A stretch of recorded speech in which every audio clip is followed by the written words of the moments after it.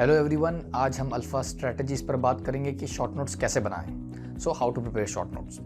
तो इस वीडियो में हम कुछ क्वेश्चंस को आंसर करने की कोशिश करेंगे। सबसे पहले कि why to prepare short notes, why. The next question that we will try to answer is when we should prepare short notes, so that is when. And the next question that we are going to answer is how to prepare short notes. तो सबसे पहले आप लोग सभी लोग जो aspirants हैं, जो लोग तैयारी कर रहे हैं किसी भी कॉम्पिटिटिव एग्जाम का, स्पेशली गेट या फिर specially ESC engineering services exam या और कोई भी competitive exam related to engineering, तो शॉर्ट नोट्स का बहुत ज़्यादा इंपॉर्टेंस होता है बिकॉज ये आपका मेन वेपन है।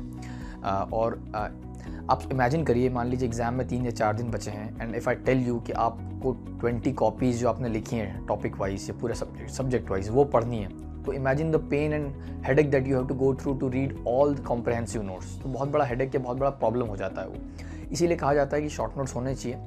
And imagine the relaxation and imagine the relief that you will get जब आपको सिर्फ एक ही कॉपी पढ़नी है 4 से 5 दिन में, उसमें सब कुछ लिखा हुआ है। तो इसीलिए ये एडवाइजेबल होता है कि एक प्रॉपर शॉर्ट नोट्स आपके पास होना चाहिए, क्योंकि आप एग्ज़ाम के 4 या 5 दिन पहले या 6 दिन पहले वही पढ़ रहे होते हैं और कुछ नहीं पढ़ना होता है। तो ये तो हमने समझ लिया कि हमें शॉर्ट नोट्स क्यों बनाना है।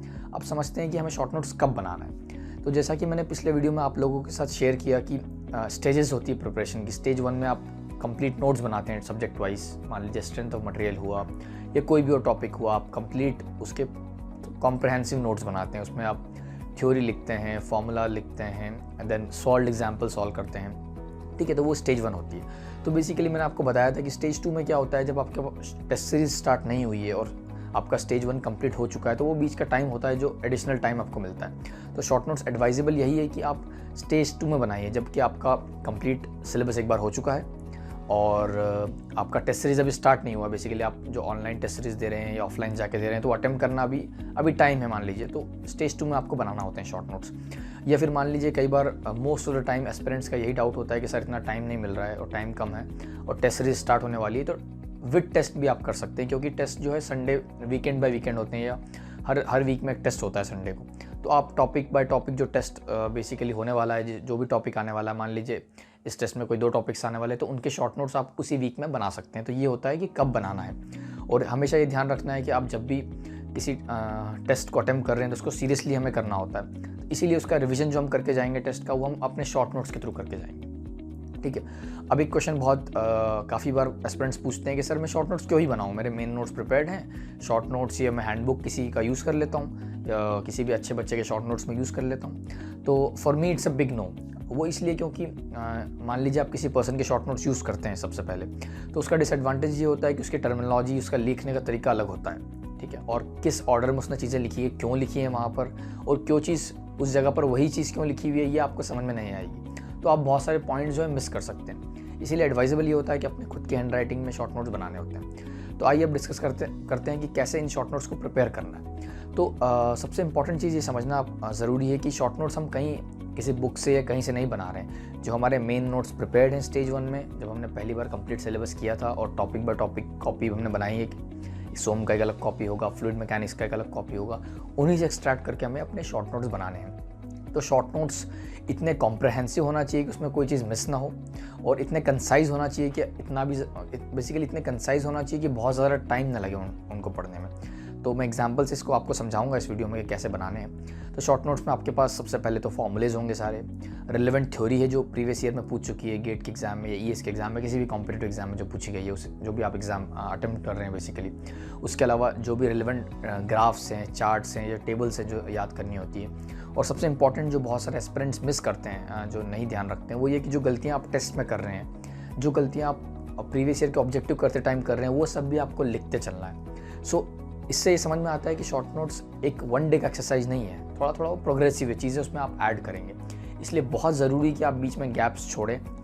मान लीजिए एक टॉपिक के शॉर्ट नोट्स आपके चल रहे हैं, तो कुछ दूसरा चीज़ शुरू हो रही है उसी, जैसे सोम का आपका शॉर्ट नोट्स बना रहे हैं, आपका थ्योरीज ऑफ फेलियर हो गया और आप फिर आगे चल के बेसिकली कॉलम स्टार्ट करने हैं सोम में, तो थोड़ा सा स्पेस रखिए ताकि आप कोई चीज़ ऐड कर पाएँ। और towards the end of short notes आप 3-4 शीट्स खाली छोड़ दीजिए, क्योंकि कुछ जनरल चीज़ें आप ऐड करेंगे, जैसे कि जो टेस्ट में गलतियाँ हो रही है, कुछ नया क्वेश्चन आ गया, नया कॉन्सेप्ट आ गया, तो आप ऐड कर सकते हैं बेसिकली। तो बहुत इंपॉर्टेंट है ये चीज़, ठीक है। अब बात करते हैं कि कई एस्पिरेंट्स का डाउट होता है कि सर हर टॉपिक के शॉर्ट नोट्स हम कैसे बनाएं। कुछ टॉपिक ऐसे होते हैं जिनके शॉर्ट नोट्स हम नहीं बना सकते, तो वो बहुत ही सही बात है। जैसे कि मैं अगर आपको एग्जांपल देता हूँ, सिविल इंजीनियरिंग का एग्जांपल देना चाहूँगा, जनरल बात भी करेंगे। तो एनवायरमेंटल इंजीनियरिंग हुआ, तो इनके जो नोट्स हैं, कॉम्प्रहेंसिव नोट्स, वो इतने बड़े हैं, अगर इनसे शॉर्ट नोट्स बनाने जाएँ तो बहुत टाइम भी लगेगा। प्लस मान लीजिए आपके एनवायरमेंटल इंजीनियरिंग के जो कंप्लीट नोट्स हैं, कॉम्प्रहेंसिव नोट्स की अगर बात करें, वो 300 या 400 पेजेस में, तो आप हद से हद शॉर्ट नोट्स को आप 100 से 150-200 पेज तक ला पाएंगे। तो ये एडवाइजेबल नहीं है, बिकॉज वो शॉर्ट नोट्स और मेन नोट्स बराबर ही हो जाते हैं। या फिर कोई कंप्लीट थ्योरेटिकल टॉपिक भी हो सकता है, जैसे कि बिल्डिंग मटेरियल, उसमें सब कुछ इंपॉर्टेंट है, तो आप कैसे उसके शॉर्ट नोट्स बनाएंगे।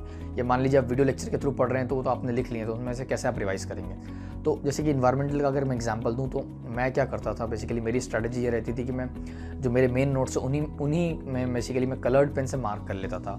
मान लीजिए कोई फिल्ट्रेशन यूनिट का डेटा याद रखना है, उसकी बेसिक अंडरलाइन जो थीम है कि क्यों फिल्ट्रेशन यूनिट डिज़ाइन करते हैं या क्यों फ्लोकुलेशन टैंक डिज़ाइन करते हैं, तो मैं उसी में मार्क कर लेता था। तो मेरे वही शॉर्ट नोट्स बन गए थे। ये मान लीजिए कोई आप किसी भी स्ट्रीम में आप हैं, मैकेनिकल में भी ऐसे बहुत सारे टॉपिक्स होंगे जो कम्प्लीटली थ्योरेटिकल हैं, जैसे कि मैन्युफैक्चरिंग प्रोसेस वगैरह होता है। तो उसमें मैं क्या करता था, मेरे जो नोट्स कॉम्प्रहेंसिव नोट्स बने हुए हैं, उन्हीं को मैं बेसिकली, आप अगर डायरेक्टली आप बुक से पढ़ रहे हैं, मान लीजिए कोई बुक में आप पढ़ रहे हैं, आपके कॉम्प्रहेंसिव नोट्स बने हुए हैं जहाँ भी, तो मैं जो पूरा कंप्लीट पैराग्राफ है, जो भी पेज होता था, उसकी समरी एक जिस्ट में लिख लेता था साइड में। तो इन टॉपिक्स को बेसिकली ऐसे हैंडल करना है, इनके शॉर्ट नोट्स अगर नहीं बन रहे हैं तो ठीक है। तो आइए अब एग्जाम्पल से समझते हैं। 2 एग्जाम्पल्स आप लोगों के साथ शेयर करूंगा कि शॉर्ट नोट्स कैसे बनाने।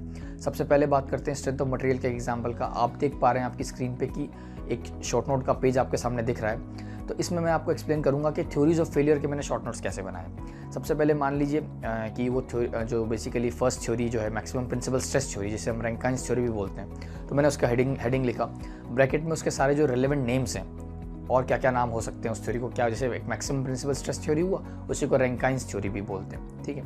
तो मैंने देखा है कई बार एग्जाम में ये पूछ लिया गया कि ये थ्योरी में क्या ऑब्जेक्टिव होता है। जैसे कि ऐसा लिख दिया कि what does Rankine theory state for, या what does Rankine theory stand for. उसमें 4 ऑप्शन है कि maximum principal stress, maximum principal strain, तो नाम याद रखना भी ज़रूरी है। अब आते हैं उसके डेप्थ में जाते हैं। तो फॉर्मूला लिखा हुआ आपको दिख रहा होगा कि सिग्मा वाई या sigma max should be less than equal to yield stress upon factor of safety. तो उसका फॉर्मूला भी आ गया हमारे शॉर्ट नोट्स में। अब उसका जो रिलेवेंट ग्राफ आपको साइड में दिख रहा होगा, तो ग्राफ भी आ गया। तो बेसिकली फॉर्मूला आ गया, ग्राफ आ गया, नाम आ गए। उसके अलावा कब थ्योरी एप्लीकेबल है वो सब साइड वो लिखा हुआ है पॉइंट्स में, कब थ्योरी एप्लीकेबल नहीं है। तो आप देख पा रहे हैं कि ऐसे सारी theory by theory of failure जितने भी 6 या 7 जितनी भी थ्योरीज हैं, उनका एक लेस देन अ पेज में मैंने कंसाइज करके सब चीज़ें लिख ली। इसमें मेरा थ्योरी की बेसिकली उससे रिलेटेड जो थ्योरी वो भी आ गई, और जो फॉर्मूला है वो भी आ गया। और आप देख पा रहे होंगे कि रेड से मैंने कुछ नाम मार्किंग कर रखी, तो वो मैंने बाद में ऐड किया कलर से, जो मुझे लगा टेस्ट में आने के बाद। तो इस तरीके से एक कंसाइज वे में मैंने इसके शॉर्ट नोट्स प्रिपेयर किए।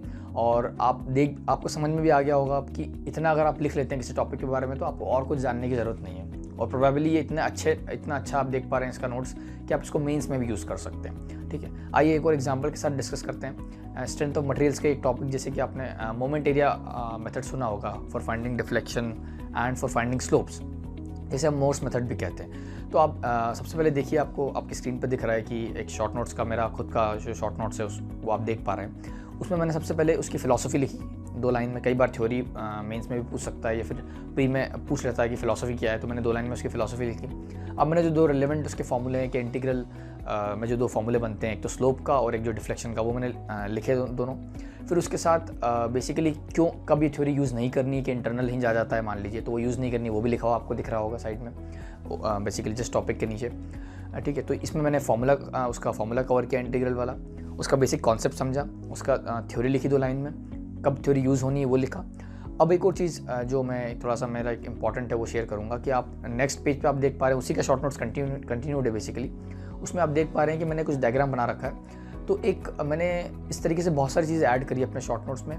तो इसमें इस डायग्राम में बेसिकली मैंने ये लिखना चाहा है कि कई बार ऐसा पूछता है कि मैक्सिमम डिफ्लेक्शन कैसे निकाला जाए मोमेंट एरिया मेथड से, तो वो मैंने दिखाने की कोशिश की है, क्योंकि एग्ज़ाम में कई बार आ जाता है। तो apart from the basic formula, definition और when to use when not to use, उसके अलावा कुछ एडिशनल प्रॉब्लम सॉल्विंग स्किल जो इस थ्योरी से हमने कुछ सीखने को मिलती है, तो मोमेंट एरिया मेथड से पूछ सकता है। मेंस में भी आ सकता है सवाल, या प्री में कुछ ऐसा आ जाए जहाँ पर मोमेंट एरिया मेथड से ईजी पड़ रहा है सॉल्व करना, तो वो मैंने ट्रिक लिख ली साइड में कि यार maximum deflection moment area method से कैसे निकालते हैं। तो इससे समझ में आया कि सिर्फ हमें फार्मूला, थ्योरी और कब यूज़ करना है, कब यूज़ नहीं करना है, इसके अलावा हमें एडिशनल ट्रिक्स भी लिख सकते हैं हमारे शॉर्ट नोट्स में कि कैसे सॉल्व करना है। कुछ नया एडिशनल ट्रिकी प्रॉब्लम आ जाए जो इस थ्योरी से सॉल्व हो सकता है तो आप आपके शॉर्ट नोट्स में ऐड कर सकते हैं। तो ये आपको आपके शॉर्ट नोट्स को बहुत ही कम्प्रहेंसिव और बहुत ही कंसाइज बनाता है। ठीक है, तो इस वीडियो में हमने समझा कि शॉर्ट नोट्स क्यों बनाना चाहिए, कब बनाना चाहिए और कैसे बनाना चाहिए, और साथ ही में उसके इंपॉर्टेंस को जाना। तो होप आप इस वीडियो से सीख पाएंगे और आपके खुद के शॉर्ट नोट्स बना पाएंगे जो कि आपको EAC या गेट या कोई भी अदर कॉम्पिटिटिव एग्जाम को क्रैक करने के लिए बहुत ज़्यादा मदद करेंगे। So this was all for today's video and so like, comment and subscribe for more updates on Alpha Strategies. So see you next Thursday.